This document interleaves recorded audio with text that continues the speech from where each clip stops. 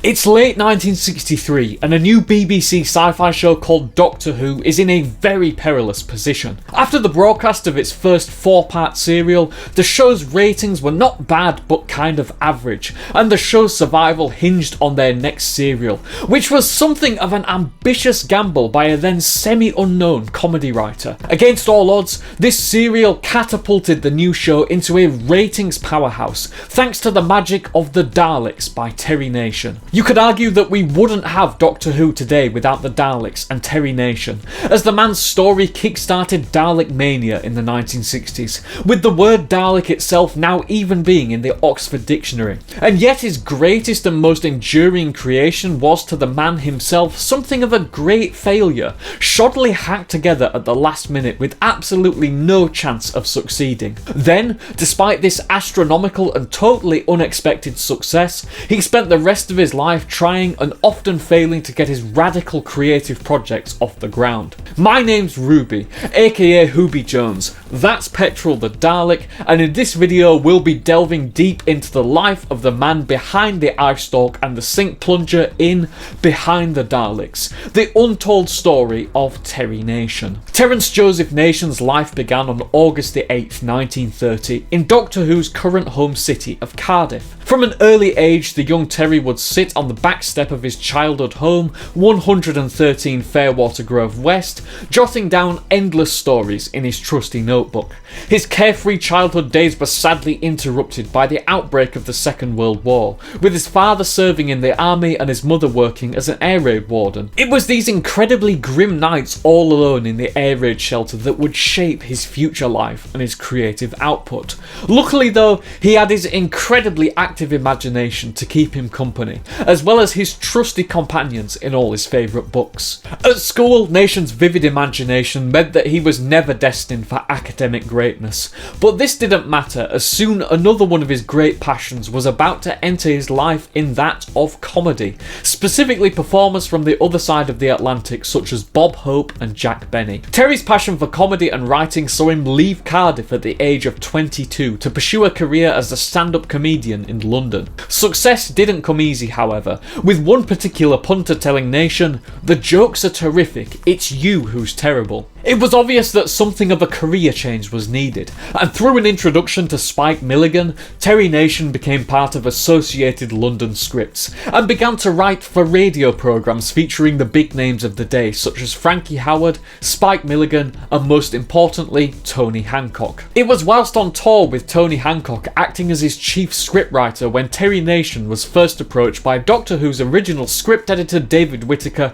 to write a story for the programme. Nation was originally uninterested and looked down on it because it was just a children's show, as he was busy crafting serious comedy for one of Britain's top entertainers. Things changed very quickly, however, as the same day he received the offer, Nation had a blazing row with Tony Hancock, which resulted in Terry's dismissal. He suddenly found himself back on the train to London and completely out of work, and with a wife and family to support, he met with David Whittaker and presented a story idea which Whittaker bought, and thus Terry Nation was commissioned to write his first serial for Doctor Who. Disaster soon struck though, as he received a phone call from his old boss Tony Hancock, who was keen to patch things up and rehire Nation.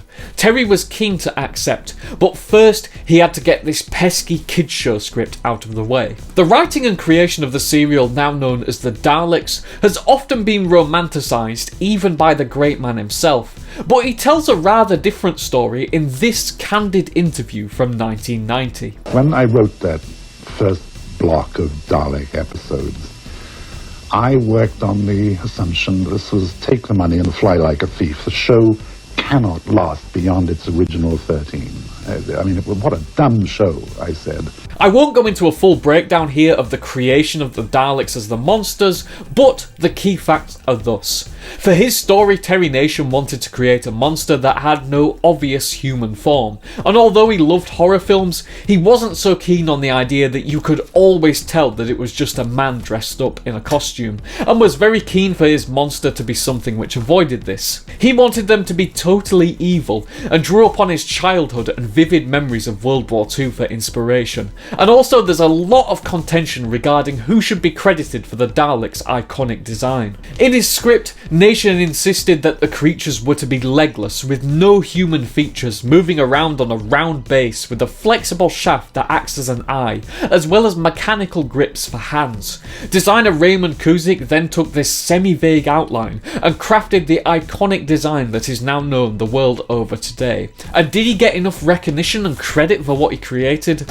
That's a story for another video. There's also a persistent claim that the idea for the story and the creatures actually came from his old boss, Tony Hancock, who had an idea for a comedy series titled From Plip to Plop, which would be a comedic retelling of the story of the human race. This story would end with humans having evolved into these creatures living in dustbin-like metal robot shells because of the excess radiation on the planet's surface. Sound familiar? This claim was first made by Hancock's biographer Cliff Goodwin, who also claims that every time Hancock would see the Daleks on TV, he would exclaim, "That bloody nation, he's stolen my robots." Anyway, back to the script. Time was also not on Nation's side when he crafted the adventure, as he had to turn in this script impossibly quickly because of his other work commitments, with some sources claiming he was writing one episode per day. After the broadcast of Doctor Who's first serial, An Unearthly Child, the show's future was uncertain, to say the least.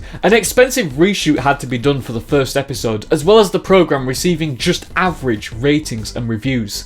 Nation's story had the chance to make or break Doctor Who, and on December 21st, 1963, the first episode of The Daleks was broadcast, and the rest, as they say, is history. In a 1987 interview, Nation recounts that within weeks, fan mail was arriving by the van load, with hundreds if not thousands of letters simply addressed to Dalek Man, London. Most of the letters were children inquiring where they could get their very own toy Dalek, which plays nicely into the happy accident which made Terry Nation a very wealthy man. When he had been contracted to write the serial, there was a clause in his contract regarding intellectual property and merchandising of his creation, namely the Daleks.